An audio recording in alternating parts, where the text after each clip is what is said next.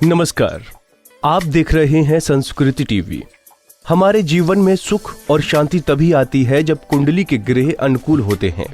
अगर कुंडली में मौजूद ग्रहों की दशा और दिशा बेहतर हो तो यकीनन इसका सकारात्मक प्रभाव आपके जीवन में देखने को मिलता है। ज्योतिष शास्त्र के अनुसार ग्रहों में शुक्र ग्रह छठे स्थान पर विराजमान होते हैं।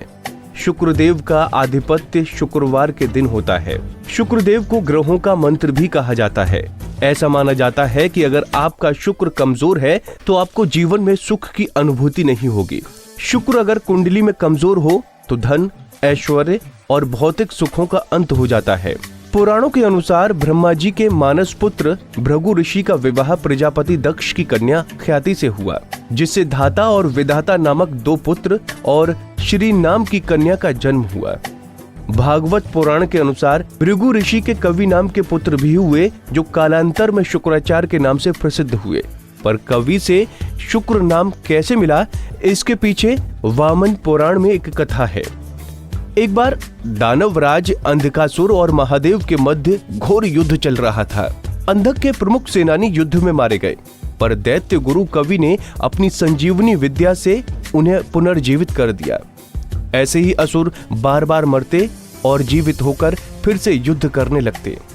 इस बार नदी आदि गण महादेव से कहने लगे कि जिन दैत्यों को हम मार गिराते हैं उन्हें दैत्य गुरु संजीवनी विद्या से पुनः जीवित कर देते हैं। ऐसे में हमारे बल पौरुष का क्या महत्व है। ये देखकर महादेव ने दैत्य गुरु कवि को अपने मुख से निगल लिया। उदर में जाकर कवि ने शंकर की स्तुति आरंभ कर दी, जिससे प्रसन्न होकर शिव ने उनको बाहर निकलने की अनुमति दे दी। महादेव के उदर में कवि 1 वर्ष विचरते रहे, पर कोई छोर न मिलने पर पुनः शिव स्तुति करने लगे। बार बार प्रार्थना करने पर भगवान शंकर ने हंसते हुए कहा कि मेरे उदर में होने के कारण तुम मेरे पुत्र हो गए, अतः अब तुम बाहर आ जाओ। आज से समस्त चराचर जगत में तुम शुक्र के नाम से ही जाने जाओगे। शुक्रत्व पाकर कवि शंकर के पेट से बाहर निकल आए और दैत्य सेना की ओर प्रस्थान कर गए। तब से कवि शुक्राचार्य के नाम से विख्यात हुए। ज्योतिष शास्त्र में शुक्र का कारक भी शुक्र ग्रह को ही माना जाता है। धार्मिक मान्यताओं के अनुसार शुक्रवार के दिन शुक्र ग्रह को अपनी कुंडली में ठीक करने के लिए जहां एक तरफ इनसे जुड़े उपाय किए जाते हैं, तो वहीं इस दिन देवी लक्ष्मी के लिए भी व्रत रखा जाता है। शास्त्रों में देवी लक्ष्मी को धन तथा वैभव की अधिष्ठात्री देवी कहा जाता है।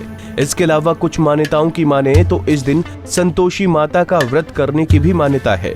ज्योतिष विद्वान बताते हैं कि जो जातक शुक्रवार का व्रत करता है उसे देवी लक्ष्मी की कृपा से जीवन में सुख सौभाग्य की प्राप्ति होती है। संतान का सुख हर कोई अपने जीवन में चाहता है। इसी को पाने के लिए कई बार दंपति दर दर भटकते रहते हैं, मगर फिर भी ये इच्छा पूरी नहीं होती। ऐसे में कहा जाता है कि व्यक्ति को शुक्रवार का व्रत जरूर करना चाहिए। बने रहिए हमारे साथ और देखते रहिए हमारा चैनल संस्कृति टीवी।